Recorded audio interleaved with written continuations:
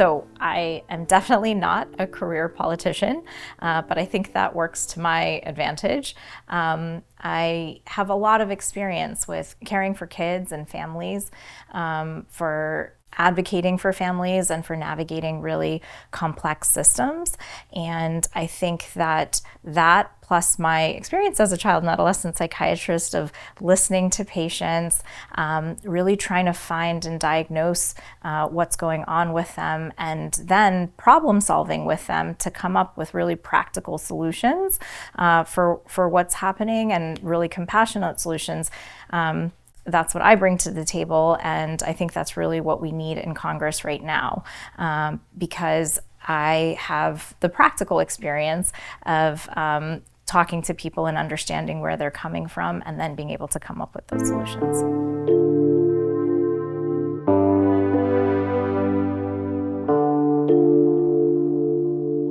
So the key issues that are being faced right now, one, nationally, what we're facing is a huge issue of trust.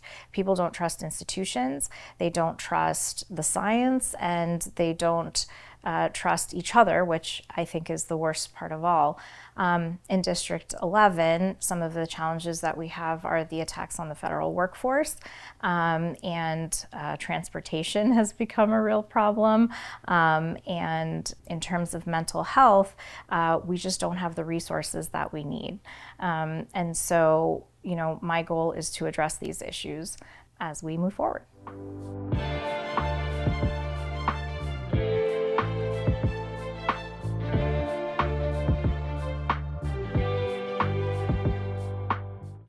So it's cruel, and it's wrong, and I feel it very personally because my parents are immigrants, and they came here legally, but they worked multiple jobs, they faced discrimination, and they made massive sacrifices for both me and my brother.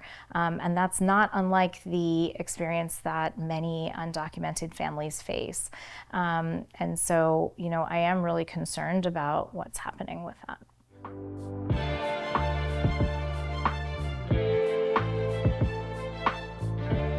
So this is definitely a multi-pronged issue to solve. First, we need to have a functional legal immigration system, one that is prioritizing clear pathways, that is decreasing the backups that we have, and also improving communication with the countries of origin. Second, we need to make sure that we're handling undocumented families in a way that is both humane and secure. Right now, there seems to be a lot of fear-mongering and a lot of threats and family separations, and we need to focus more on making sure that they're safe. For example, a lot of these families, they are working, they're paying their taxes, and their kids are often Americans. The third thing we need to do is really understand the businesses that are hiring undocumented workers and address that. And last of all, we really need to consider what are the issues abroad that are contributing to undocumented migrants. The big factors that we know about are violence, poverty, and climate change. And until we can sort of address these issues abroad, working with these governments, we're going to continue to see undocumented migrants.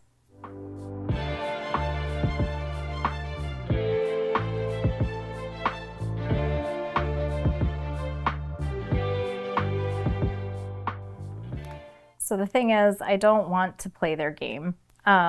Essentially, I want to talk to people who believe in facts and believe in science. But aside from that, I do think that most people want clean air for their kids, that they want their schools, their kids' schools to be safe, and that they want their kids to be able to live productive, healthy lives. It doesn't matter if they're coming from a red state or a blue state. I think that these are priorities that all people have. And my experience as a psychiatrist is working with people who maybe don't necessarily approach things in the same way initially, but working together until we find that common ground and we're able to explore it. I will work with anyone, left, right, or center, if it helps us create policies that move us in the right direction.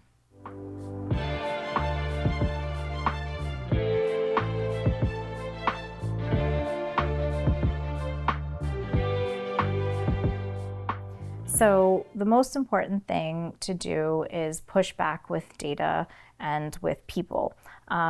I have worked with a lot of families who wait for months for mental health appointments, for families that have lost care, life-saving care at this point because of the cuts to the NIH research. And my goal is to address these issues by fighting to protect NIH funding and by expanding access to mental health care and expanding access to healthcare in general. And I think it's important for all of us to recognize that healthcare is a basic human right.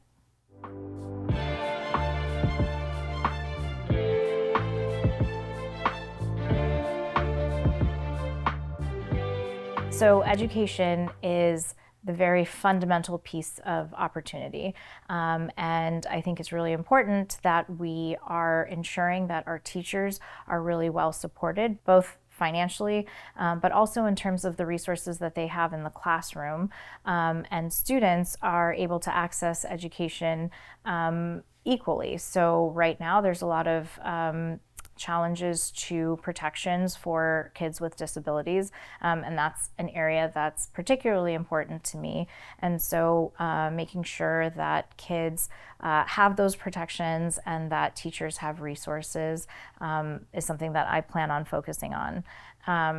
As for the federal workforce, it's really terrible what's happening in terms of the cuts. For the past several years, there's been this narrative that's really vilifying federal workers, and that is incredibly unfair given the fact that this is a group of people who have really chosen to dedicate their lives to public service. They had opportunities to work in the private sector, and they turned that down because they felt it was important to serve their country.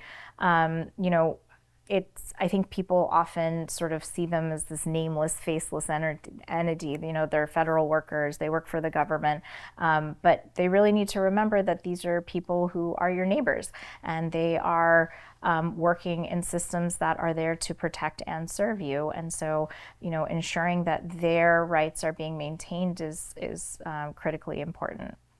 As for climate change, it is the defining challenge of this time.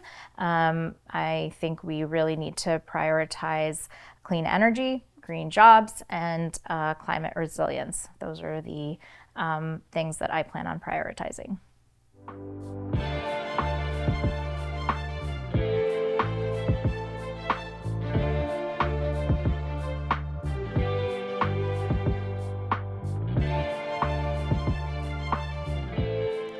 So I really respect those endorsements, but ultimately I believe that the seat belongs to the people of District 11, and it is up to them to make that choice about what and who they're looking for.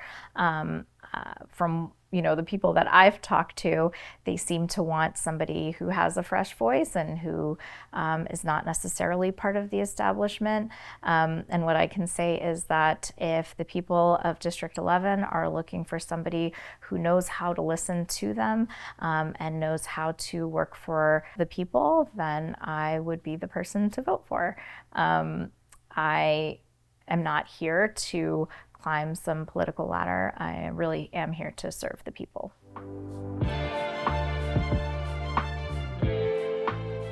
So my parents come from Kerala in India, and they came in the 70s and early 80s. I was born in Virginia Tech while my dad was going to college there. And we moved up here to Herndon when I was 3 months old. And my dad is an engineer, and my mom was running the computer lab at the local elementary school while I was in elementary school myself, or actually, I think when I was in high school. And then I have a younger brother. His name is Andrew. He lives up in Boston with his wife and 2 kids.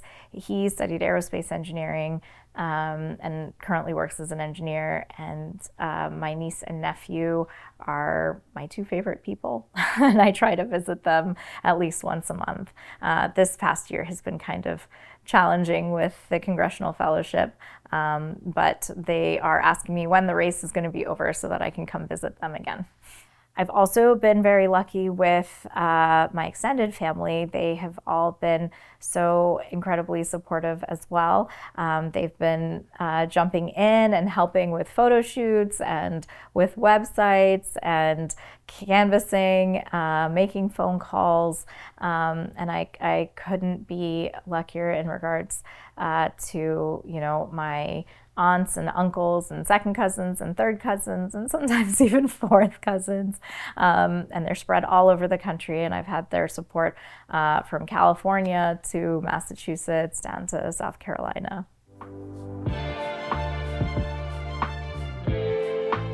Everyone has been so supportive and has been so helpful in this campaign. I am immensely grateful, and I would also be grateful for your vote on June 28th. Early voting starts on June 24th, 25th, and 26th, and you can go to my website at PunnooseForCongress.com to donate, volunteer, or find out voting locations for June 28th. Thank you so much, and see you out there. Take care.